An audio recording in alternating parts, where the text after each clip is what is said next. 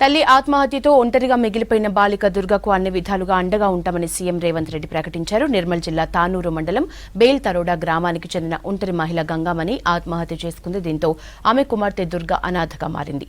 తల్లి అంత్యక్రియలకు డబ్బులు లేకపోవడంతో దుర్గ భిక్షాటన చేసింది. ఈ విషయం ముఖ్యమంత్రి దృష్టికి రావడంతో వెంటనే స్పందించారు. బాలికకు విద్య, వైద్యం, ఇతర అవసరాలకు అండగా నిలవాలని రేవంత్ కలెక్టర్లను ఆదేశించారు. ఇటు మంత్రి సీతక్క కూడా ఇదే ఘటనపై స్పందించారు. బాలికకు తక్షణ అవసరాల కోసం 50,000 రూపాయలు అందిస్తున్నామని చెప్పారు. పార్టీ తరపున మరో 50,000 రూపాయలు దుర్గకు అందిస్తామని ప్రకటించారు. దుర్గకు అవసరమైన ఏర్పాట్లను దగ్గరుండి చూసుకోవాలని ఆదేశాలు జారీ చేశారు.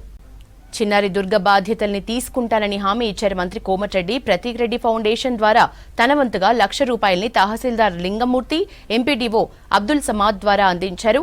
చిన్నారితో వీడియో కాల్లో మాట్లాడారు. చదువు చెప్పించి పెళ్లయ్యేంత వరకు పూర్తి బాధ్యత వహిస్తానన్నారు. చిన్నారికి ఉండేందుకు ఇల్లు కూడా సమకూరుస్తారని తెలిపారు మంత్రి కోమటిరెడ్డి.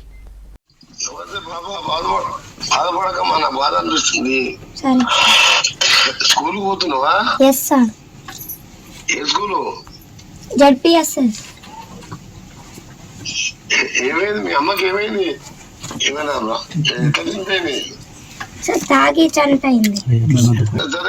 బాధపడకపోయినా ఆయన కూడా లేడు కదా, ఇప్పుడు పైసలు పంపించిన బ్యాంకులు వేసుకో, నేను మంచిగా చదివిస్తా, మంచిగా చదువుకో. అక్కడ ఏమైనా ఉంటే ఎంఆర్ఓ చెప్పు, ఎంఆర్ఓ నాకు చెప్తాను నీకు ఏమైనా కావాలంటే. తర్వాత మళ్ళీ ఇల్లు కూడా కట్టిస్తా నీకు. మళ్ళా ఇట్లా ఉన్నారా? నెంబర్ పెట్టుకోరు మీ దగ్గర. నెల ఫస్ట్ అకౌంట్ లో పైసలు వేస్తా అన్నా. ఈ పైసలు ఈ అమ్మాయి ఫిక్స్డ్ డిపాజిట్ చేయరా, అమ్మాయి పేరు మీద పోస్ట్ ఆఫీస్ లో డిపాజిట్ చేయరి.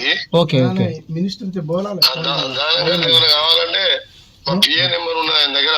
సైజులు ఫోన్ చేయరు. మీకు ఎప్పుడు ఏం కావాలో చూసుకుంటాడు.